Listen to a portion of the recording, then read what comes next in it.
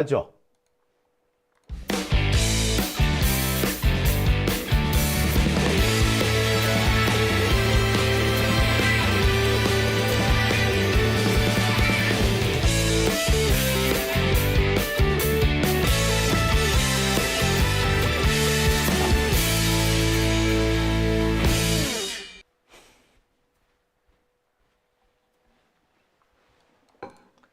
네, 오밤중의 뉴스 함께하고 계십니다. 갑자기 제가 안 나타나가지고 깜짝 놀라셨죠? 예, 제가 지금 이 찬바람이 좀 들어서 목이 좀 간질간질했어요. 그래서 따뜻한 물을 가지러 갔습니다. 이 따뜻한 물 때문에 그 가지러 가는 사이에 여러분들 잠시 새까만 검은 화면이 나왔었습니다.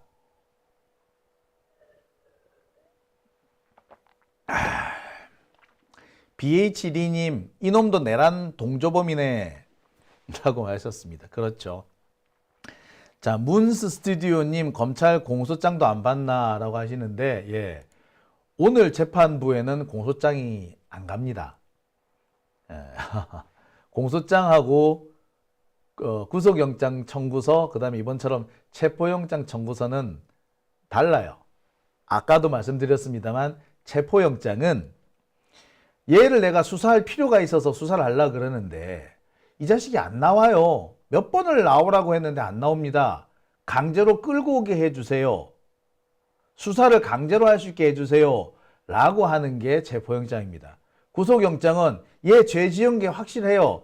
조만간 제가 얘를 기소를 하려고 하는데 기소 전에 얘가 도망칠 것 같아. 증거를 인멸할 수도 있을 것 같아요. 그러니 어떻게? 예, 일단 붙잡아 주세요. 기소를 할 때까지.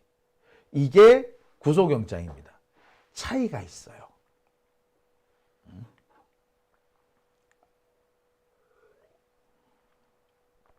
참. 그렇기 때문에 이 체포영장, 이거는 그러니까 구속영장보다 훨씬 나오는 게 수월합니다. 지금까지 법원이 체포영장 기각한 사례는 잘 없었어요. 왜냐하면 인신 구속을 하겠다라는 게 아니라 일단 조사를 하겠다는 게 목적이거든. 48시간밖에 못 잡아둬요. 그러니 좀 쉽게 나올 수밖에 없지. 근데 이 쉬운 영장을 아직까지 발부 안 하고 24시간이나 시간을 끌고 있는 이 판사, 도대체 누굴까요? 예. 제가 알기로는 지금 이 판사 이름은 이순형 판사입니다. 도대체 이 판사는 뭐 하는 사람일까요? 제가 준비한 세 번째 주제에서 차분히 좀 풀어가 보겠습니다. 사실 서울 서부지법의 영장 담당 판사는 두 사람이 있습니다. 신한미 판사와 이순영 판사. 이순영 판사는 요 얼굴이고요. 신한미 판사는 이 얼굴입니다. 신한미 판사는요, 경기도 가평 출생이고요. 71년생이라고 합니다. 개천에서 용난 사람 같아요. 가평 조종고등학교를 나왔답니다. 조종고등학교에서 이화여대를 간 인재였고요. 사법연수원은 29기. 전주와 서울중앙지법과 대전가정법원, 인천가정법원 등에서 판사 생활을 했습니다. 주로 가정법원에서 많이 근무를 했더군요. 가평 조종고 같은 경우에는 가평에서 좀 좋은 고등학교가 아닙니다. 가평은 아직까지도 평준화가 아니거든. 그래서 여기는 제일 성적 따라서 가는 학교가 틀려요. 가평 조종고 같은 경우는 그렇게 성적 좋은 학생들이 없습니다. 그런데도 불구하고 이화여대를 갖고 사법연수원, 그러니까 사법시험까지 합격했다는 거는 개천에서 용난 케이스예요. 보니까 이분 같은 경우에는 부부가 다 법조인입니다. 남편은 현재 변호사로 활동을 하고 있더라고요. 그런데 딱히 이 양반은 과거에 남긴 판결이 별로 없어요. 신한미 판사라고 뒤져보면 뭐가 나오느냐 하면요, 요게 나옵니다. 이분이 5남매의 어머니래요. 자녀가 5명이랍니다. 그래서 다둥이 엄마로 유명해요. 법원에서 아마 제일 애가 아이를 많이 낳은 분이신 걸로 알고 있습니다. 그래서 보니까 예, 신한미 판사가 판결 낸 거는 주로 거의 대부분 이런 거예요. 예, 다른 부분에서는 눈에 띄는 판결이 그렇게 없습니다. 모르겠어요. 신한미 판사 그렇게 두각을 나타내지 않는 판사라서 아직까지 판결을 못하고 있는 건가 싶기도 해요. 만약에 오늘 사건의 담당이, 오늘 영장의 담당이 신한미 부장이었다면 이 사람이 이렇게 중요한 사건을 맡아본 적이 없기 때문에 시간을 끈다라고 볼 수도 있을 것 같아요. 그런데 중요한 사건을 맡아보지 않았다. 그래서 뭐 시간을 끈다까지는 좋아. 근데 이게 내란 사건이잖아. 이렇게 시간을 끌고 고민할 끈덕지가 되나? 아이들을 5이나 키운다면 그 5명의 아이, 앞으로 그 5명의 아이가 내란 주범들이 다스리는 그런 나라에서 살게끔 할 거란 거예요? 좀 이해가 안 되죠. 자, 신한미 부장과 이순영 부장이 두 사람 중에 한 사람이라고 말씀드렸습니다. 지금 확인이 정확하게 안 돼요. 신한미 부장이 아니라 이순영 부장 판사인 걸로 보입니다. 근데 혹시나 싶어서 제가 신한미 부장도 일단 얘기를 거론을 하는 겁니다. 제가 알기로는 이순영 부장 판사가 이번 사건 담당 판사로 알고 있습니다. 이순영 판사는요, 72년생입니다. 신한미 부장 판사보다 나이가 1살 어립니다. 출신 지역은 전북 무주예요. 전주 상산고등학교를 졸업했습니다. 그리고 서울대 법대를 다녔죠. 사법연수원 28기.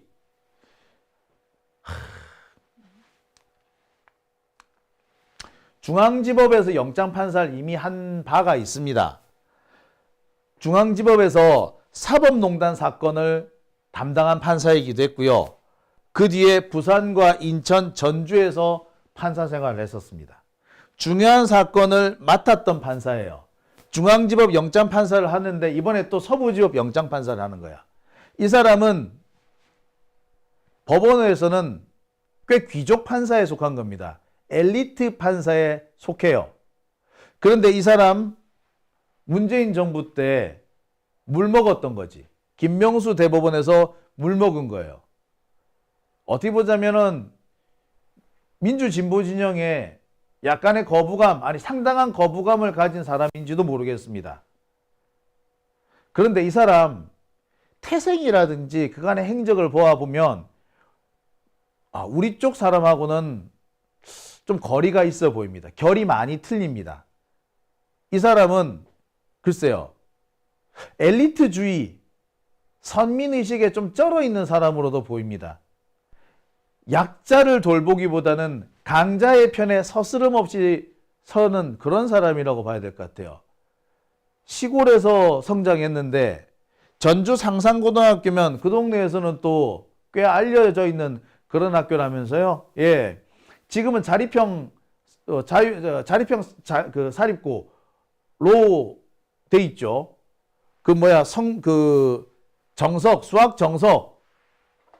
수학 정석 쓰신 그 양반, 홍성대. 그 양반이 이 학교를 세웠다고 들었어요. 근데 홍성대 이 양반이 상당히 극우적이에요. 수학에서는 뭐, 나름 일가견이 있는 사람인지 모르겠으나 상당히 극우적인 사고방식에 찌들어져 있는 사람이죠. 그런데 그런 학교를 나왔다? 솔직히 약간 의구심이 들어요. 특히 지금 전주 상산고등학교 쪽에서 요새 뭐 자립형 사립고등학교가 된 이후에 좀 엘리트 의식 가지고 있는 애들이 좀 많이 배출이 된다고 그러더라고. 뭐 아무튼 이순영 판사는 이런 사람입니다.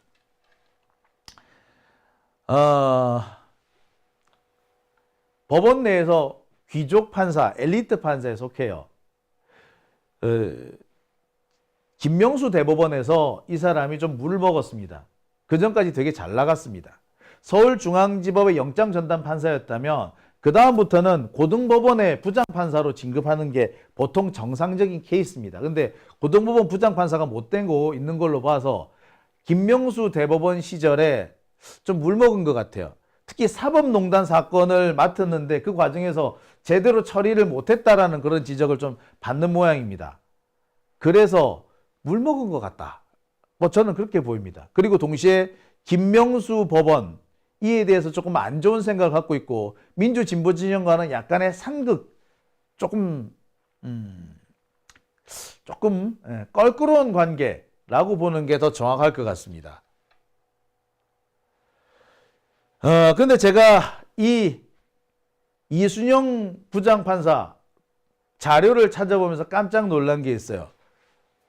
이순영 부장판사가 뭐 하는 사람이지? 하고 자료를 쭉 훑어보는데 이순영 부장판사에 대해서 뭘 좀 알아보려고 하기도 전에 먼저 등장하는 것이 있었습니다. 그게 뭐? 바로 이 자료였어요. 예.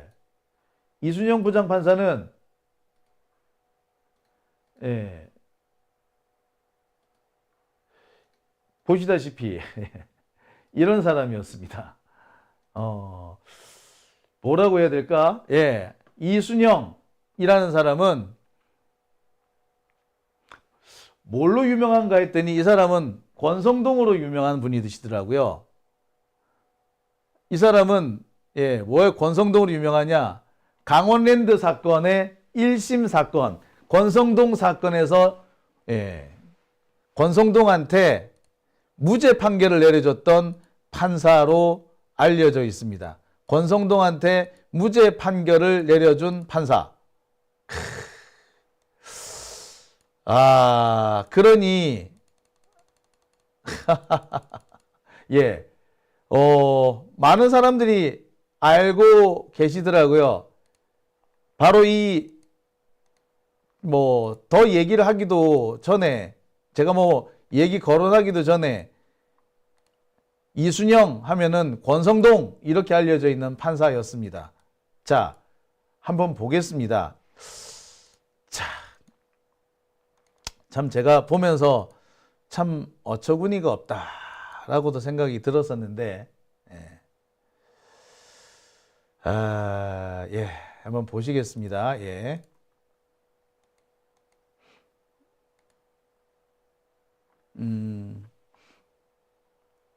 자, 이게 화면이 좀 이상하게 되어 있나요? 예. 이게 지금 자,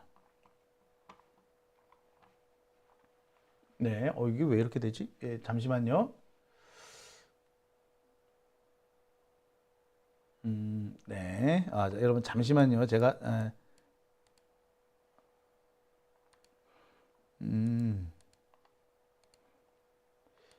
이게 제가 준비를 열심히 해왔는데,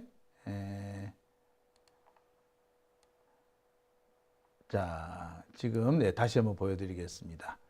자, 이순영 부장판사, 사법연수원 38회, 연수원 28기, 72년 5월 29일생인데요. 이분은 다른 사건은 아니라 강원랜드 비리 권성동 1심 무죄, 공소 사실이 증명이 안 됐다라는 판결을 내려서 이걸로 대단히 유명해진 판사입니다. 판결 내용을 제가 좀 살펴봤어요. 이런 내용이 나오더군요. 최흥집 사장의 진술에 따르면 권성동 의원이 강원랜드 선발 절차나 교육생의 지위 등 청탁 내용이 무엇인지 확인하지도 않았다.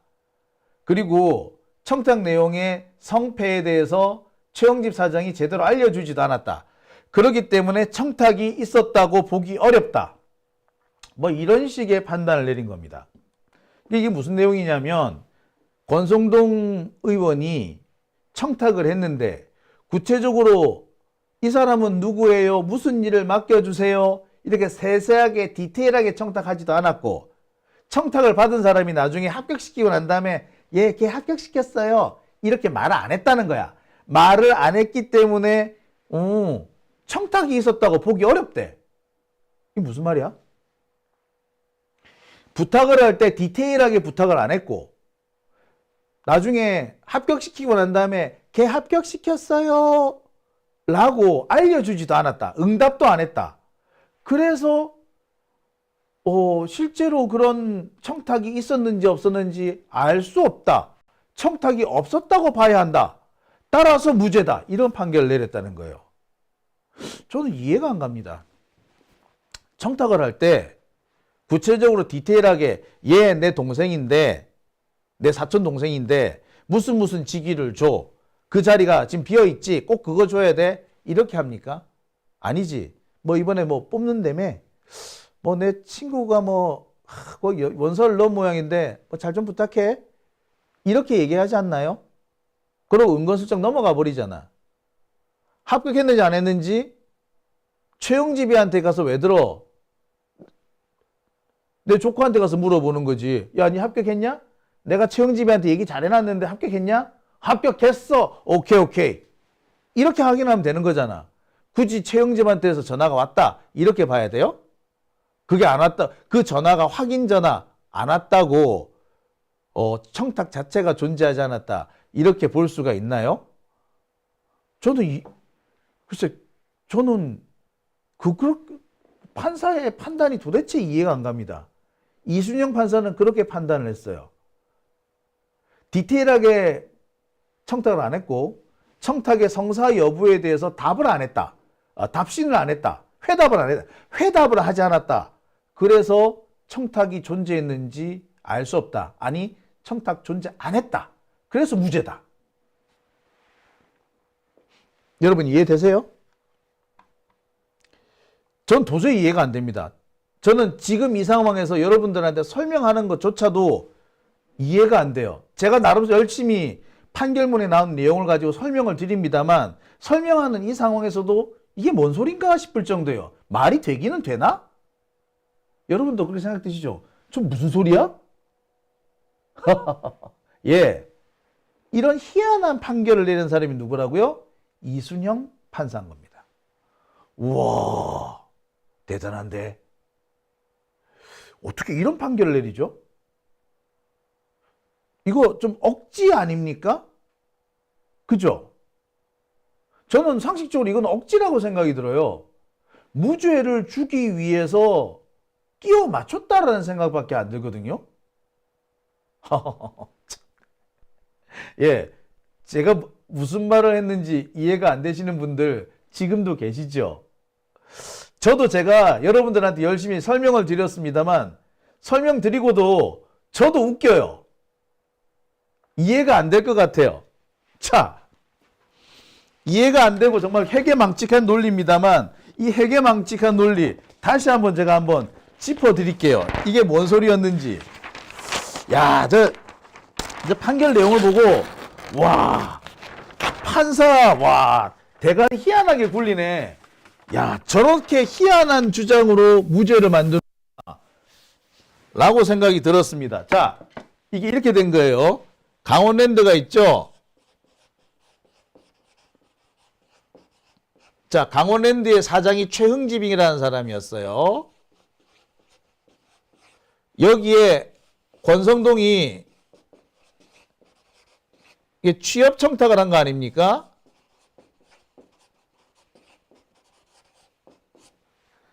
자, 그래서 뭐 A, B, C 뭐 이런 사람들을 청탁을 한 거야. A는 뭐 딜러로, 얘는 뭐 그냥 사무직으로, 뭐 얘는 뭐 격리로, 뭐 그렇게 뭐 이렇게 꽂아 넣었다 칩시다. 이렇게 A, B, C가 있다 쳐. 자, 판결은 어떻게 판결이 났느냐? 자, 이렇게 판결이 났습니다. 되게 자, 여러분들 이해가 되시는지 모르겠어요.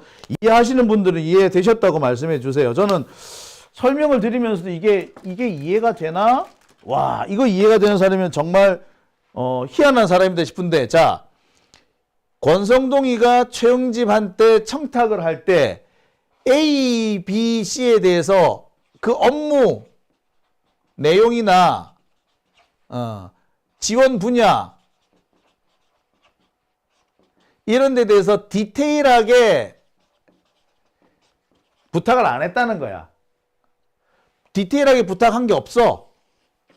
어떻게 청탁하는 사람이 디테일하게 청탁을 안 할 수가 있지? 아, 얘 좀 합격시켜줘 하면서 얘는 어느 분야에 합격시켜줘야 돼? 얘는 저쪽 분야에 합격시켜줘야 돼? 얘는 그쪽에 합격시켜줘야 돼? 이렇게 디테일하게 말하지 않았다는 거야. 그래서 예, 그게 무죄의 이유예요. 또 한 가지는 뭐다? 예. 또 한 가지 이유는 뭐냐? 또 요거예요. 최영집이가 권성동이한테 이 청탁의 결과, 이 결과에 대해서 회신을 안 했다는 거야. 회신을 안 했다는. 그래서 이것도 없고 디테일하게 말도 안 했고 회신도 없었기 때문에 뭐도 없었다? 청탁 자체가 없었다. 이렇게 판결을 내려요. 도대체 이게 무슨 소리야? 아니, 보통 우리 청탁할 때 어떻게 합니까? 아, 내 친구가 혹은 내 친구 동생이 아니 내 친구 아들이 어디에 뭘 하러 넣었는데 이번에 그쪽에 원서를 넣었어. 잘 좀 봐줘. 애 이름은 뭐시기야? 요렇게 하잖아요. 디테일하게 걔가 이번에 말이야 무슨 업무에 들어왔거든? 근데 얘를 무슨 업무에 꼭 보내줘. 요렇게 합니까? 그렇게 안 할 때도 있잖아. 아니 그렇게 안 할 때가 더 많잖아. 그리고 내 청탁이 들어졌는지 안 들어졌는지는 어떻게 하면 됩니까? 야, A, 너 합격했니? 합격했어. 오케이. B, 합격했니? 합격했구나. C, 합격했니? 합격했구나. 아니면 A, B, C가 삐리리 전해서 의원님 저 합격했어요. 라고 하면 확인되는 거잖아. 굳이 최영집이가 권성동이한테 합격시켰습니다. 의원님. 이렇게 말 안 했다고 해서 청탁이 없었다고 볼 수 있나요? 아니 근데 이렇게 판단을 내렸어요. 누가? 이순영이가. 야, 내가 이렇게 열심히 설명하는데도 기가 차다. 이게 말이 되네? 와,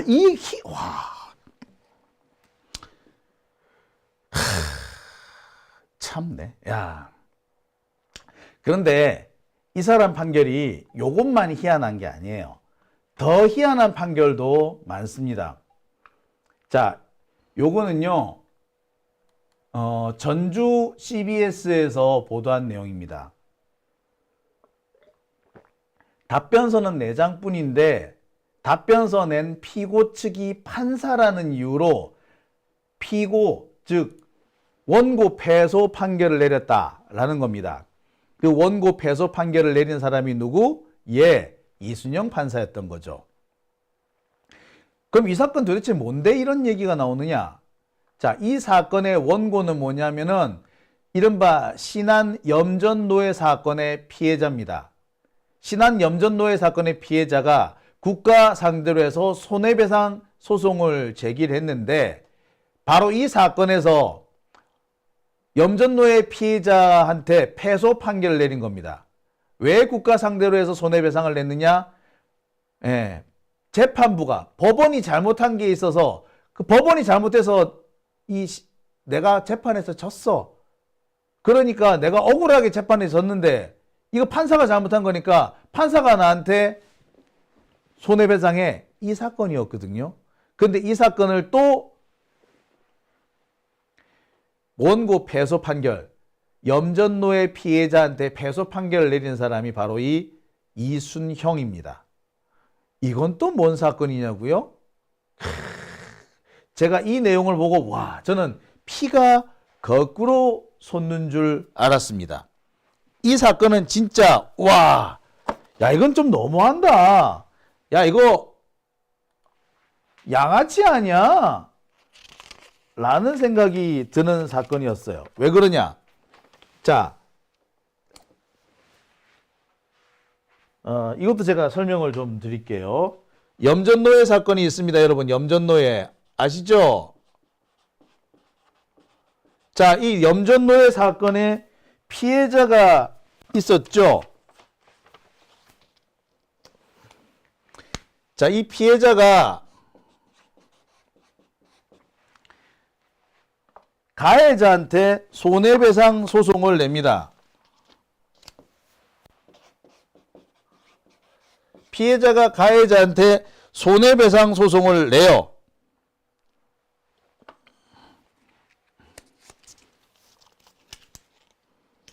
당연히 손해배상 소송을 내야 되겠죠. 그런데 이 사건에서 피해자가 패소합니다. 왜 패소하느냐? 가해자가 갑자기 합의서를 들고 와요.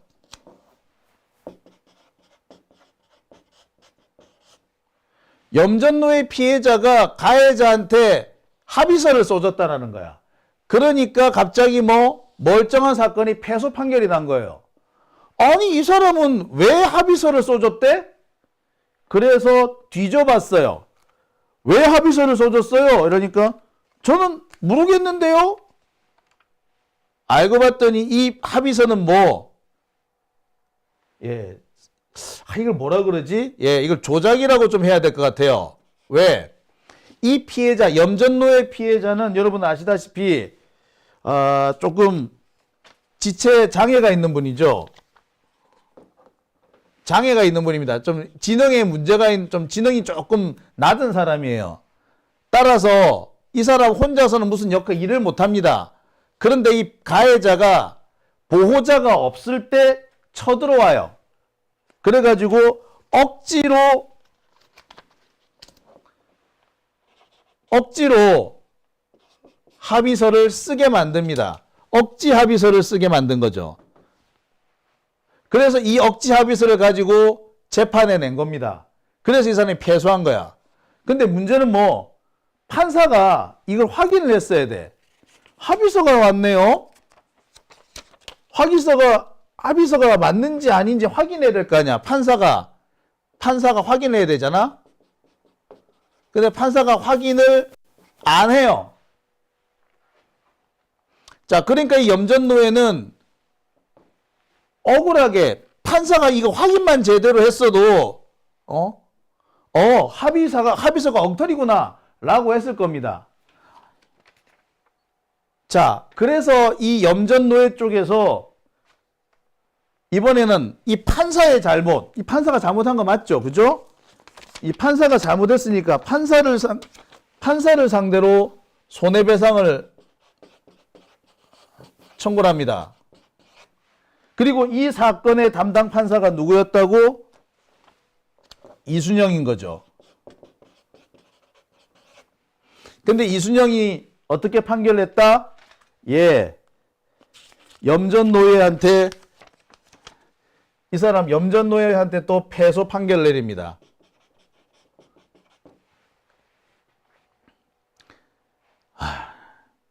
근데 이 패소 판결 과정에서 이 판사가 첫 번째, 자, 요걸 1차 판결이라고 할게. 1차 판결의 판사가 구구절절히 뭐 소명을 잘했느냐? 아니, 소명을 거의 안 했어요. 자, 여기 기사에서 보듯이 뭐라고? 답변서는 4장. 답변서가 4장밖에 안 돼. 그리고 답변서가 말이 4장이지 써 있는 글자 수를 따지면은 10줄이 채 안 되더래. 그러니까 답변서를 되게 부실하게 낸 거죠. 이렇게 부실한 답변서를 냈는데도 원고 패소 판결을 내려버린 거야. 염전노예 패소 만들어버린 거예요. 결국 이 염전노예는 법원과 가해자의 담합 때문에 억울한 인생을 보상받을 수 없게 돼버린 거죠. 근데 이 과정에서 제일 역할을 많이 한 사람이 누구? 이순영 판사더라 이거야. 이 사람이 이순영 판사가 전주지법에 있을 때 이런 판결을 내립니다. 이순영 판사는 고향이 전주죠. 어쩌면은 고향이 전주라서 자기랑 무슨 관련이 있는 사람이라고 친인척이라서 그랬나? 뭐 그런 의심을 안 할 수가 없는 그런 상황이 되는 겁니다. 여러분 보실 때 어떻습니까? 이 판사 좀 이상한 판사 아닌가요?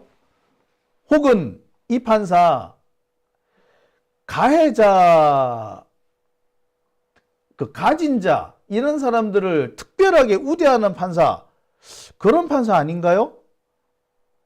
의심이 안 될 수가 없죠.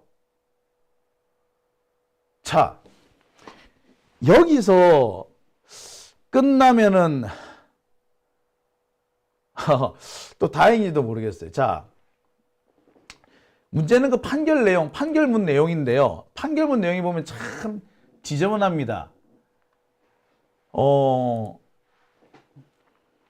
이거는 시민이 판사를 상대로 해서 소송을 낸 건데, 그러니까 판사가 동료 판사의 잘못에 대해서 판결을 내리는 그런 상황인 거잖아요. 그런데 뭐라고 하느냐? 내가 보니까 이 판사가, 재판부가 시간이 없었기 때문에 그런 거야. 일부러 그런 거 아니야. 아유, 판사가 잘못한 건 없지. 어쩔 수 없었어, 판사가. 심지어 에이, 재판 다 끝날 무렵에, 재판, 증거물 제출되고 그랬는데, 우리가 언제 그런 것까지 다 볼 수 있어. 못 보는 수도 있지. 이렇게 판결을 내려요. 이 무슨 소리냐면은, 막판에 이 합의서나 처벌 불원서가 잘못됐다, 조작이 됐고 위조가 됐다라는 거를 확인이 된 거야. 누가 알았어. 이 염전노예를 도와주는 변호사님이 그걸 알아낸 거야. 그래서 부랴부랴 급하게 이것은 이런 사정으로 위조된 것입니다 라고 이 문서를 제출을 해요. 그랬는데 갑자기 근데 이 재판부에서 어떻게 하느냐? 에이씨, 이제 내 왜 이렇게 늦게 내? 에이씨, 재판 다 끝났으니까 지금 내봐도 소용없어 라고 해버린 겁니다. 아니, 새로운 결정적인 중요한 문서가 제출됐는데, 아니, 그 문서를 제출했으면 뒤늦게라도 일단 재판이 끝났더라도 다시 한번 들여다봐야 되는 거잖아요. 그러라고 있는 게 뭡니까? 예, 소위 말하는 심리 재개, 예? 심리 재개를 다 하지 않습니까? 공판 재개한다든지 하잖아요. 예? 그런 제도가 있는데 너무 늦게 내가지고 못 볼 수도 있는 거야. 너무 늦게 증거 자료를 냈기 때문에 그래서 안 본 거야. 이렇게 돼버린 거예요. 진짜 여러분, 제가 지금 여러분들 설명을 드리면서도 답답한 게 상식적으로 이해가 안 되는 내용이기 때문입니다. 어떻습니까? 이 판사, 약자들을 전혀 배려하지 않는 판사 아닌가요? 아니, 약자도 염전노예면 얼마나 사회적인 약자입니까? 정말로 우리 사회에서 가장 힘든 곳에서, 소외된 곳에서 인간 취급을 못 받고 살았던 인권 유린의 피해자 아닙니까? 국가가 그런 인권 유린의 피해자를 도와줘야지 세상에 이런 사람이 재판에 지게끔 오히려 유도를 하는, 그 재판이 아무 문제가 없다라고 판단하는 그런 판사죠. 이순영 판사는 그런 판사예요. 참. 아니, 그런데 어디 보니까 이 사람이 우리법 연구회다 이런 보도가 나오대요. 제가 그래서 확인해 봤습니다. 우리법 연구회 이름은 올렸는지 모르겠으나 적극적으로 활동한 바는 없는 걸로 알아요. 더 정확하게 말하면 친구 따라 강남 간 케이스라고 합니다. 이 사람이 고향이 전북이 되다 보니까 친구가 전북에 좀 많이 있을 거 아니야. 그죠? 그러니까 자기 친구 중에 한 사람이 우리법 연구에 들어간 거야. 그러니까 거기 따라 들어간 거지.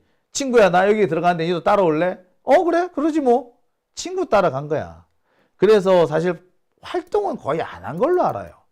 근데 맨날 우리법 연구회라고 따라다니는데, 이 사람이 이렇게 이상한 판결 내려도 우리법 연구회라는 이름 때문에 지금까지 별다른 비난을 안 받고 잘 넘어왔지. 그러니까 엄청 활용을 많이 이용해 먹은 거죠. 우리법 연구회 같은 소리 하고 있네, 씨. 자, 지금까지 결론을 보면요, 이 사람은 좀 지나친 엘리트 의식에 사로잡혀 있거나, 기득권을 가진 사람이 갑질하는 것에 크게 문제의식이 없는 사람으로 보입니다. 기득권자인데 문제의식이 없는 사람. 글쎄, 여러분, 이런 사람이 과연 판사로서 이렇게 능력이 있는 사람일까요? 판사가 돼도 될까요? 예. 지금 일부 언론 보도에 보면 우리법 연구회 이러면서 진보 성향 하는데 제가 볼 때는 진보 성향과는 별로 관련이 없어요. 뭐 상상고 출신이라서 뭐 이런저런 얘기가 있는데 글쎄 제가 상상고 출신의 다른 분들에 대해서는 특별하게 제가 드릴 말씀이 없습니다.